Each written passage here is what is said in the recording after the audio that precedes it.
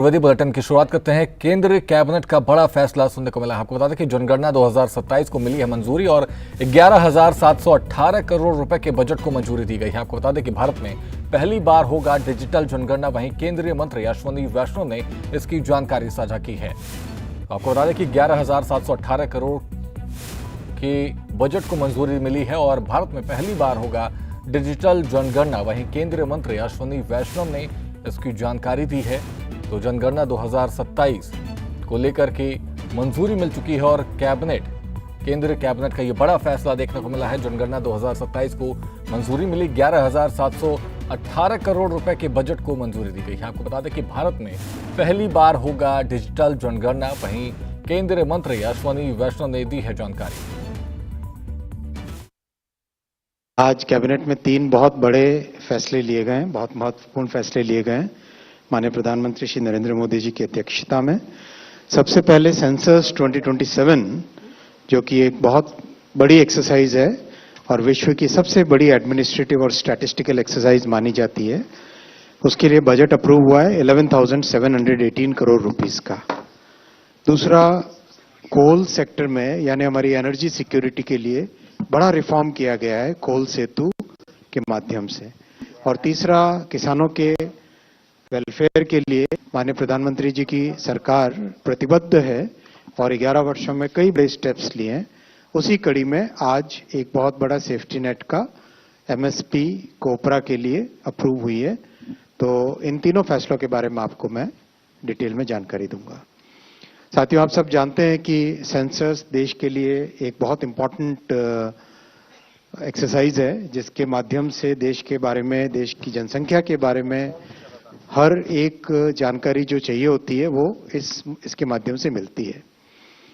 पिछला सेंसस हुआ था 2011 में।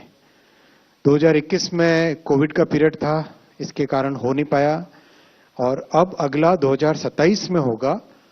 और विश्व में भारत का census it's considered as the largest administrative and statistical exercise in the entire world. इतना मैसिव एक्सरसाइज है ये, इसके लिए पूरी तैयारी की गई है। बहुत वेल प्लान्ड तरीके से इसको किया जाएगा and lot of digital technologies will be used in census. केंद्रीय मंत्री अश्विनी वैष्णव ने इसकी जानकारी दी है और केंद्रीय कैबिनेट का यह बड़ा फैसला देखने को मिला है। आपको बता दें कि इस पर खास बातचीत के लिए हमारे साथ न्यूज रूम से संदीप मिश्रा जी जुड़ रहे हैं। संदीप जी, जिस तरीके से अगर बात की जाए जनगणना की, जनगणना एक ऐसा शब्द है जिसको लेकर के तमाम जो राजनीतिक पार्टियां हैं अपना चुनावी प्रचार करते हुए नजर आई हैं, पूरे दावे करते हुए नजर आ रही हैं। आज उसी जनगणना को मंजूरी दे दी गई है। कितना अहम माना जा रहा है, किस तरीके से आप इसको देखते हैं? देखिए शिवम, आपको बता दें कि ये एक बड़ा महत्वपूर्ण फैसला है और यहाँ पर ये जानना भी बेहद ज़रूरी है कि अब तक 16 बार जनगणना हो चुकी है और स्वतंत्र भारत की ये 8वीं जनगणना है जी। इससे पहले 2011 में जनगणना हुई थी और इसके बाद 2021 में जनगणना होनी थी, लेकिन कोविड के कारण आपको पता है कि कोविड में 2019 और 20-21 की दरमियान जो किसी भी कार्य पर इस प्रकार से जहां पर सामूहिक रूप से कोई भी कार्य किया जाता है उस पर विराम लग गया था, तो नहीं हो पाया। और इस बार 2025 में भी जून में भी साफ तौर पर कह दिया गया था कि 2027 में जनगणना होगी और ये जनगणना बेहद ज़रूरी है। इस जनगणना से आप देश की सांख्यिकी के बारे में समझ सकते हैं, देश के सामाजिक ताने बाने को समझ सकते हैं, देश में जो ऊंच नीच का जो अंतर है उसकी खाई को पाटने का काम ये जनगणना करेगी। तो कहीं ना कहीं ये जो केंद्रीय कैबिनेट की ये जो बैठक थी प्रधानमंत्री नरेंद्र मोदी के नेतृत्व में, ये बेहद ज़रूरी था और उसमें सबसे जो महत्वपूर्ण ये फैसला लिया गया है वो देश के भविष्य के लिहाज से बहुत ज़रूरी था। जी शिव, इस बार कहा जा रहा है कि डिजिटल जनगणना होगा, इसको लेकर के किस तरीके से आप देखते हैं? क्योंकि डिजिटल जनगणना कराना, जिनके पास मोबाइल नहीं है वो कैसे उस जनगणना में शामिल होंगे, उनकी कैसे उसमें सहभागिता देखने को मिलेगी, इस चीज को लेकर के कैसे आप समझते हैं? देखिए, देश निरंतर आधुनिक हो रहा है और इस आधुनिक समय में अगर हम डिजिटल जनगणना के पीछे अगर सरकार का फोकस है तो उसके पीछे का जो सबसे बड़ा उद्देश्य है वो ये कि जो भी डाटा जो होगा गांव गलियों से जो डाटा निकल कर आएगा उसे सुरक्षित रखा जा सके। आपको बता दें कि इसके बावजूद 30 लाख से ज़्यादा कर्मचारी जो है वो पूरे देश में इस जनगणना के लिए लगेंगे, जिसके बाद इसको पूर्ण किया जाएगा और इसमें उम्र, भाषा, धर्म, जाति और इन सभी चीज़ों के बारे में मूल्यांकन किया जाएगा कि किस परिवार में कितने लोग हैं, उस परिवार में का जो आर्थिक स्रोत है वो क्या है, उस परिवार में गाड़ियां कितनी हैं, घर उनका कच्चा है या पक्का है। इस प्रकार से पूरी एक परिवार की जो संरचना है उसके बारे में जाना जाएगा। सरकार ये पूरा डाटा इकट्ठा करेगी, इसके बाद जो कोई फिर नया निर्णय बनाएगी। दूसरा सब एक बड़ा महत्वपूर्ण है यहाँ पर। आप देखिए कि 2 चरणों में इस जनगणना को पूरी तरह से अंजाम दिया जाएगा। पहला 2026 में होगा और दूसरा 2027 में। अगर हम 2026 की बात करें तो 2026 में जैसा कि अभी हमने देखा था बिहार चुनाव में कि किस प्रकार से बिहार चुनाव के बाद कांग्रेस के जो नेता हैं और विपक्ष के जो नेता हैं वो लगातार तमाम बम फोड़ने की बात कर रहे थे कि एक परिवार से किस प्रकार से 40-40 मेंबर, 60-60 मेंबर्स निकल के आ रहे थे। तो कहीं ना कहीं आज भी हमारे देश में जो ग्रामीण परिवेश है, गांव के जो घर और जो कस्बे हैं, वहां पर अभी भी घरों की नंबरिंग नहीं की गई है। एक घर एक इलाके में है तो उसके आसपास और भी जितने घर होते हैं उनके नंबर भी वही एक घर वाले होते हैं। तो कहीं ना कहीं जो पहला चरण है उस पहले चरण में घरों की स्थिति, उपलब्धता, सुविधाएं और आवास से जुड़ी सभी जानकारी इकट्ठी की जाएगी। ये सब कुछ 2026 में होगा और 2027 में मानवीय रूप से क्या स्थिति है, एक परिवार में कितने मेंबर्स हैं और वो किस प्रकार से काम कर रहे हैं, उनके आय का मुख्य स्रोत क्या है, इस प्रकार की जानकारी इकट्ठी की जाएगी। वो भी 2027 में आप देखेंगे कि जो मैदानी क्षेत्र हैं और जो पहाड़ी क्षेत्र हैं दोनों जगहों पर अलग अलग समय निर्धारित किया गया है और उन समय में जो है इस जनगणना को पूरा किया जाएगा। धन्यवाद संदीप जी तमाम जानकारियों के लिए। तो जनगणना 2027 में होगा और 11,718 करोड़ रुपए के बजट को मंजूरी दी गई है। आपको बता दें कि भारत में पहली बार होगा डिजिटल जनगणना और डिजिटल जनगणना को लेकर के ये पहली बार हो रहा है और केंद्रीय मंत्री अश्विनी वैष्णव ने इसकी जानकारी साझा की है।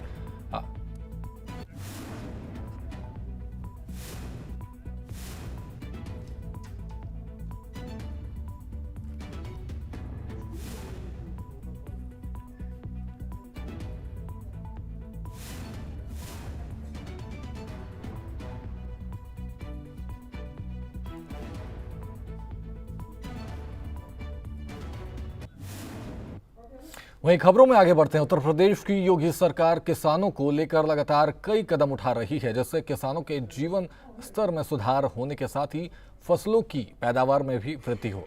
आपने अपने इसी अभियान के तहत सीएम योगी बाराबंकी पहुंचे, जहां उन्होंने किसान पाठशाला का शुभारंभ किया। देखिए खास रिपोर्ट।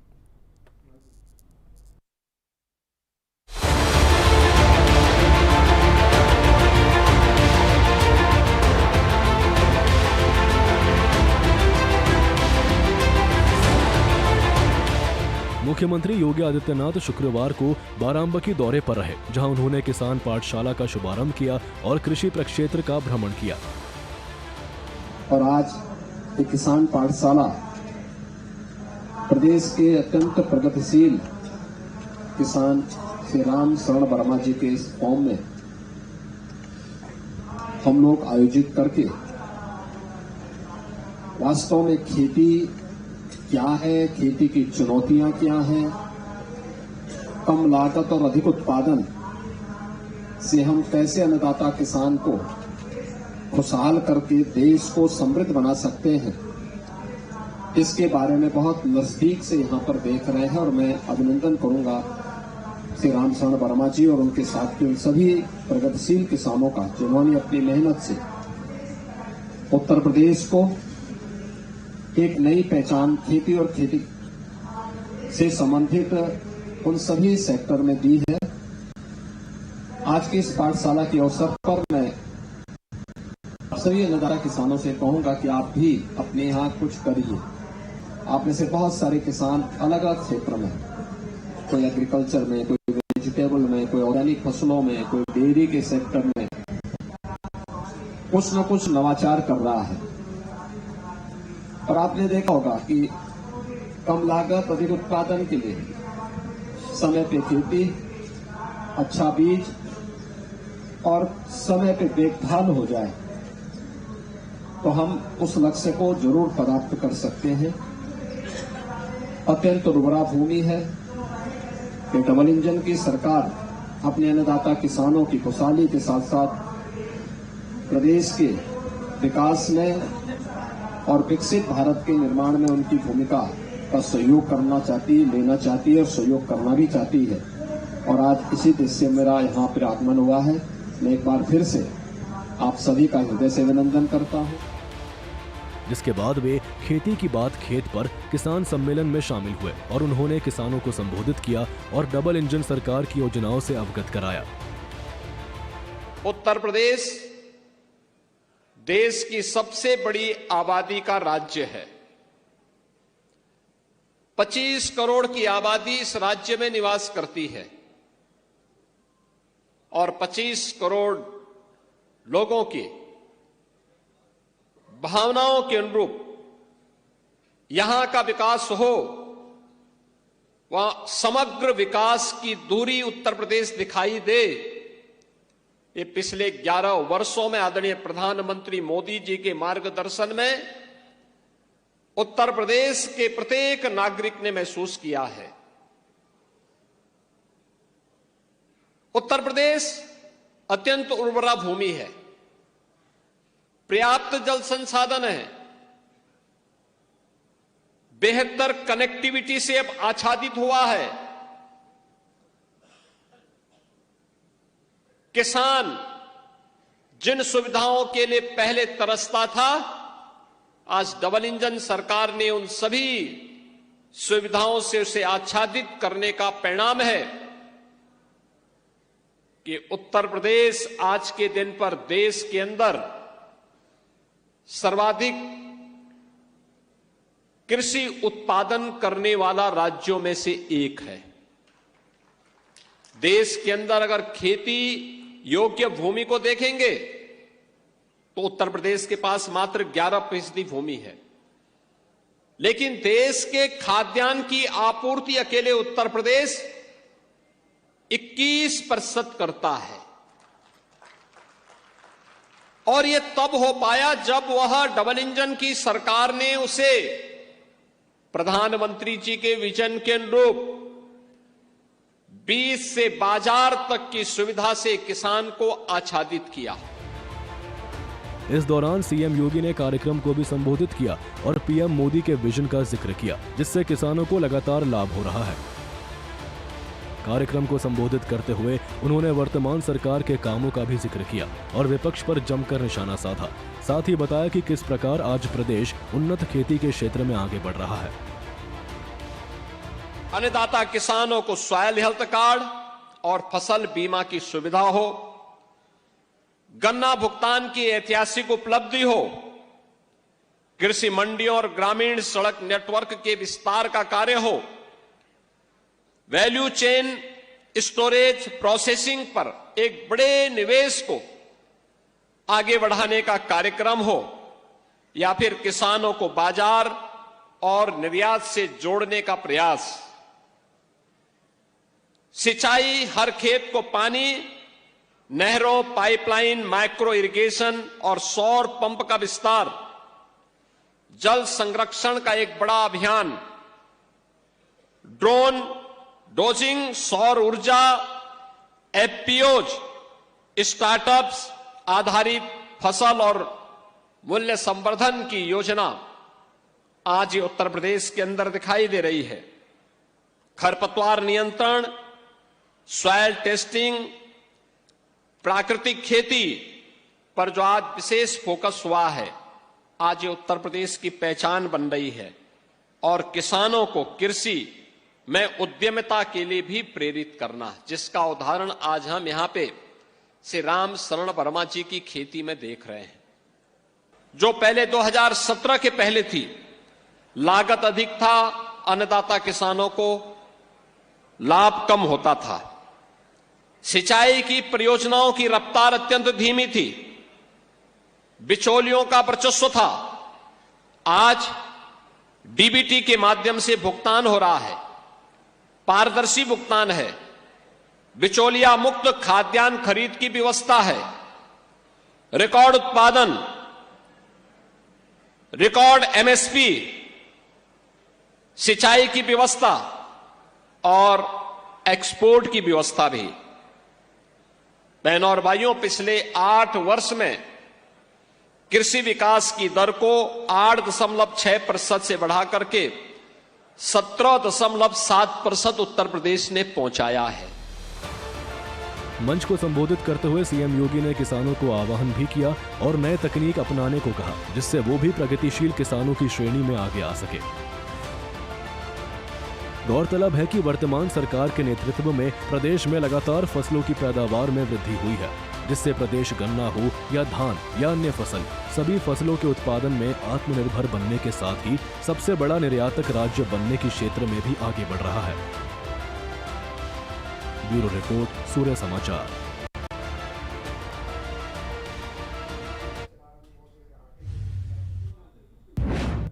वहीं कानपुर दौरे पर उप मुख्यमंत्री ब्रजेश पाठक पूर्व केंद्रीय मंत्री प्रकाश जायसवाल को श्रद्धांजलि दी उन्होंने, और उप मुख्यमंत्री ब्रजेश पाठक का इसी बीच बयान भी सामने आया। उन्होंने पूर्व केंद्रीय मंत्री के आकस्मिक निधन से हम सभी बहुत दुखी। तो उप मुख्यमंत्री ब्रजेश पाठक का बयान भी सामने आया और उन्होंने कहा कि पूर्व मंत्री के आकस्मिक निधन से हम सभी दुखी। तो पूर्व केंद्रीय मंत्री प्रकाश जायसवाल को उन्होंने श्रद्धांजलि दी और इस दौरान वे श्रद्धांजलि अर्पित करते हुए नजर आए। कानपुर दौरे पर उप मुख्यमंत्री ब्रजेश पाठक पहुंचे और इस दौरान वे पूर्व केंद्रीय मंत्री के आकस्मिक निधन से हम सभी बहुत दुखी हैं बयान उन्होंने दिया। और उप मुख्यमंत्री कानपुर दौरे पर रहे, जहां वे दुख जताते हुए नजर आए, पुष्पांजलि अर्पित करते हुए नजर आए।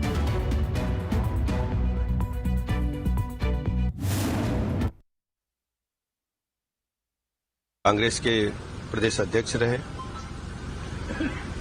पूज्य स्वर्गीय श्री प्रकाश जायसवाल जी के आकस्मिक दुखन से हम सब बहुत ही दुखी हैं। आदरणीय प्रधानमंत्री जी ने स्वयं पत्र लिख करके दुख प्रकट किया है और प्रधानमंत्री जी ने पूज्य श्री प्रकाश जायसवाल जी के परिवार की चिंता की है कि इस दुख की घड़ी में पूरे परिवार के साथ आदरणीय प्रधानमंत्री जी की शोक संवेदनाएं हैं और हम सब पूज्य श्री प्रकाश जायसवाल जी के परिवार को अपने परिवार की भांति जो भी समस्याएं आएंगी इनके साथ हम लोग हमेशा खड़े रहेंगे। ईश्वर से प्रार्थना करते हैं कि उन्हें अपने शीश चरणों में स्थान दे और परिवार को इस असहनीय पीड़ा को सहने की ताकत। वहीं बीजेपी सांसद दिनेश शर्मा का बड़ा बयान सामने आया है। दिनेश शर्मा ने साधा है ममता बनर्जी पर निशाना और ममता बनर्जी ने किया बंकिम चंद्र चट्टोपाध्याय का अपमान और बंकिम चंद्र चट्टोपाध्याय को नहीं मिला सम्मान। तो दिनेश शर्मा ने साधा है ममता बनर्जी पर निशाना और कहा कि बंकिम चंद्र चट्टोपाध्याय का अपमान किया है ममता बनर्जी ने और बंकिम चंद्र चट्टोपाध्याय को नहीं मिला सम्मान। अब जिसको कहना चाहिए कि जिस ममता सरकार पे आदरणीय पूज्य प्रातः स्मरणीय बंकिम चंद्र चट्टोपाध्याय जी का जो घरोवर किया हुआ उनका आवास था, उनकी लेखन की जहां पर कार्य होता था, उसको ही आज जो लाइब्रेरी बनाएगी तो वही बंद पड़ी है। वहां 12 समाचार पत्रों में कुत्ते सोए हुए हैं, गंदे कपड़े सुखा रहे लोग, मजदूर सो रहे लोग। आप कितना उनको सम्मान दे रही हैं? अगर यही सम्मान दे रही तो चिल्लाकर बोलिए ममता दीदी, कहिए कि आदरणीय बंकिम चंद्र चट्टोपाध्याय जी ने जो वंदे मातरम लिखा था उसके 6 के 6 स्टेंजा बंगाल में पढ़ाए जाएंगे। जो 4 स्टेंजा कांग्रेस ने हटा दिया था उनको भी वो जोड़कर करेंगे। ये चर्चा तो उसी पर हो रही है। वहीं यूपी में बांग्लादेशी और रोहिंग्या घुसपैठियों की तलाश तेज कर दी गई है। आपको बता दें कि झुग्गी झोपड़ियों और किराए के घरों की तलाशी जारी है और लोगों के दस्तावेजों का सत्यापन कर रही है पुलिस। अब तक सैकड़ों घुसपैठियों की हुई है पहचान। तो झुग्गी झोपड़ियों और किराए के घरों की तलाशी कर रही है पुलिस। और आपको बता दें कि यूपी में बांग्लादेशी और रोहिंग्या घुसपैठियों की तलाश तेज कर दी गई है। झुग्गी झोपड़ियों और किराए के घरों की तलाशी दी जा रही है और इस दौरान लोगों के दस्तावेजों का सत्यापन कर रही है पुलिस। अब तक सैकड़ों घुसपैठियों की हुई है पहचान। तो यूपी में बांग्लादेशी और रोहिंग्या घुसपैठियों की तलाश तेज कर दी गई है। यूपी सरकार ने तेज कर दी है और यूपी में बांग्लादेशी और रोहिंग्या घुसपैठियों का लगातार सत्यापन किया जा रहा है। आपको बता दें कि यूपी में बांग्लादेश और रोहिंग्या घुसपैठियों की तलाशी ली जा रही है। उनके घरों पर और झुग्गी झोपड़ियों की तलाशी लिए जा रहे हैं। लोगों के दस्तावेजों का सत्यापन कर रही है पुलिस। तो अब तक सैकड़ों घुसपैठियों की पहचान भी हुई है। झुग्गी झोपड़ियों और किराए के घरों की तलाशी लगातार पुलिस कर रही है और इस दौरान उनके दस्तावेजों की भी जांच कर रही है पुलिस। वहीं अमरोहा में पुलिस की बड़ी कार्रवाई देखने को मिली है। पुलिस ने एक अवैध बदमाशी बांग्लादेशी महिला को गिरफ्तार किया है।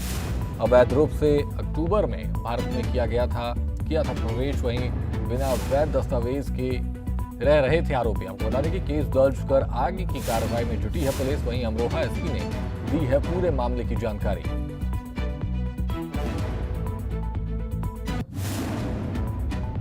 थाना मंडी धनौरा क्षेत्रांतर्गत एक अवैध रूप से रह रही बांग्लादेशी महिला की सूचना प्राप्त हुई थी। मौके पे पुलिस पहुंची तो ये जानकारी प्राप्त हुई कि रीना बेगम बांग्लादेश की है। इसने मंडी धनौरा निवासी राशिद से शादी की है। लगभग 6 साल पूर्व इनकी शादी हुई। ये सऊदी अरेबिया में करते थे, वहाँ इनकी मुलाकात हुई थी। बाद में ये बांग्लादेश के माध्यम से टूरिस्ट वीज़ा लेके नेपाल पहुँचे थे और अक्टूबर में अवैध तरीके से बिना वैलिड डॉक्यूमेंट्स के इंडिया में इन्होंने प्रवेश किया और मंडी धनौरा में रह रहे थे। इन्होंने किसी भी प्राधिकृत एजेंसी को इसके बारे में कोई सूचना नहीं दी और बिना वैलिड डॉक्यूमेंट्स के थे। इनको सुसंगत धाराओं में इनके विरुद्ध मुकदमा।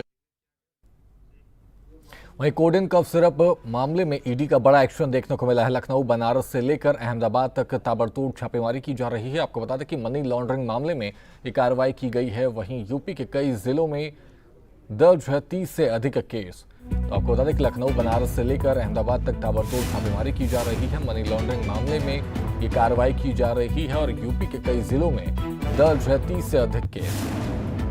आपको बता दें कि कोडेन कफ सिरप को लेकर के मामले में ईडी का बड़ा एक्शन देखने को मिला है और इस दौरान लखनऊ, बनारस से लेकर के अहमदाबाद तक ताबड़तोड़ छापेमारी की जा रही है और मनी लॉन्ड्रिंग मामले में भी कार्रवाई की जा रही है। आपको बता दें कि यूपी के कई जिलों में दर्ज है 30 से अधिक केस। तो लखनऊ, बनारस से लेकर के अहमदाबाद तक लगातार छापेमारी की जा रही है और आपको बता दें कोडेन कफ सिरप मामले में ईडी का लगातार बड़ा एक्शन देखने को मिल रहा है। फिलहाल यूपी लाइव में इतना ही। आप बने रहिए सूर्य समाचार के साथ। नमस्कार।